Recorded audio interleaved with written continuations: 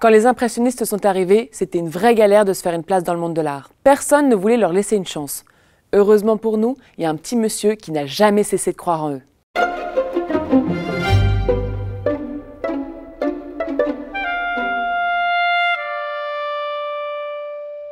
Salut les artistes! Quand les impressionnistes ont toqué aux portes des expositions dans l'espoir de se faire exposer, ils ont essuyé que des refus.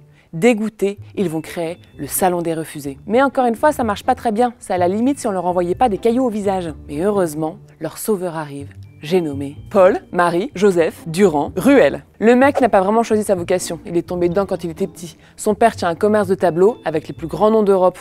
Courbet, Rousseau ou encore Dupré. Petit à petit, il va reprendre le flambeau en ayant une mission, défendre les impressionnistes. Et Dieu sait que c'est pas un pari facile. Les impressionnistes sont tous dans la galère et en manque de thunes. Les artistes vont commencer à avoir des idées un peu farfelues pour gagner un peu d'argent. Et c'est pas beau à voir. Mec, je viens d'avoir une idée de ouf.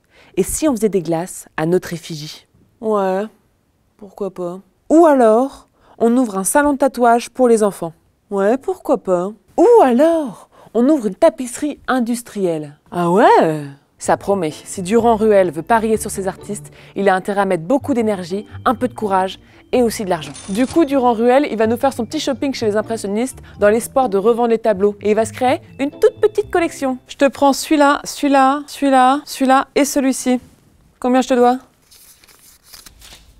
Il va acheter 1000 tableaux de Monet, 400 Degas, ou encore 800 Pissarro.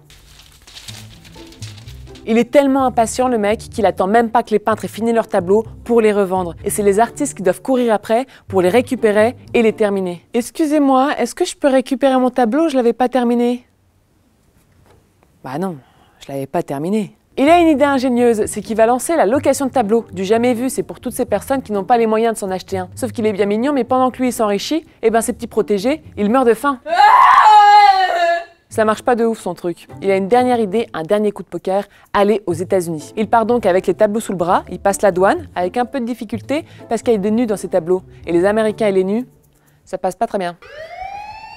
Hop hop hop, c'est quoi ça? Ne me dites pas que c'est un popotin? Oh ça va, on a tous le même. Il va organiser une exposition, et là, c'est la folie. Les Américains sont sous le charme. Alors qu'en France, on se moque encore des impressionnistes, aux États-Unis, c'est the must-have. Tout le monde veut un tableau des impressionnistes au-dessus de sa cheminée. Durand-Ruel l'avait vu. Ils sont quand même balèzes, ces artistes.